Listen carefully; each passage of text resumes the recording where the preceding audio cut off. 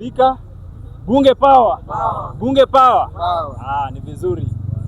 Kwa majina mimi ni Fred Majunga nikiwa hapa bunge la wananchi Embakasi chapter under the stewardship of His Peckness President mjukuu wa bunduki. Nikianza na mada ambayo inasema kuhusu matusi ya Sifuna kwa rais. Mimi sijui, labda tutauliza Tuoli atafsiri neno shenzi inamaanisha nini. Sitaongelea hiyo sana. Mimi nataka kugusia ile swala la teknolojia katika uchaguzi. Ni vizuri tupige hatua tuende teknolojia, lakini inafaa sisi kama Wakenya pia tujiulize, tuna uwezo wa kufanya hivyo? IEBC ishaweka mkakati wa kufanya uchaguzi kupitia hiyo njia.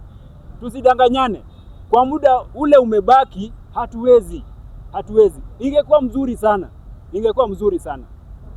Lakini kwa wale wanasema ati hiyo ni njia ya kuiba kura, ati watashinda hapo hiyo siku ya uchaguzi wakipiga kura. My friend, sisi 2007 tulianza hii maneno ya siasa. Tulishinda kwa hizi vituo za kupiga kura. Na bado kura ikitaka kuibiwa, hata ushinde hapo ulale hapo, itaibiwa. Sio lazima ati Olkalau ndio walikaa huko ndio kura haikuibiwa. Ikitaka kuibiwa itaibiwa hata ulale huko. Hatujaanza leo. Usidanganya ati mtalala huko kura sasa itaibiwa.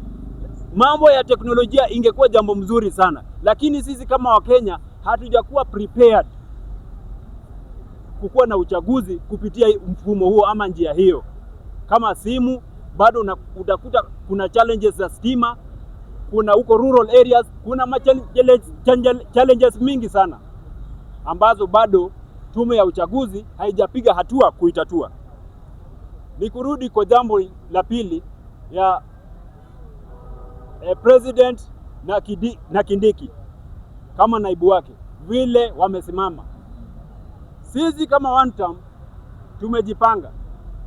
Hiyo hatuna wasiwasi nayo. President na naibu wake wamejipanga. Na hii uchaguzi tutashinda. Mapema.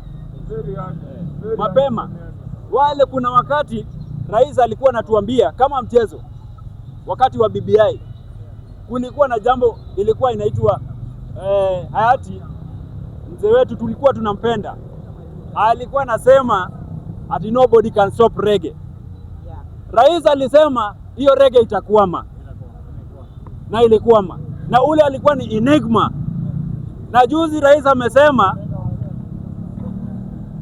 hii slogan ya one term hii itakwama. My friend, itakwama. Kwa hiyo hii ishakwama. Hii tumemaliza. Mnajisumbua bure. Wacha Gachagua atembee huko apumzike kidogo akili, lakini hii ishaenda. Hii imeenda mapema. Sina mambo mengi, ni kusema tu Ruto 2 term na Sakaja 2 term.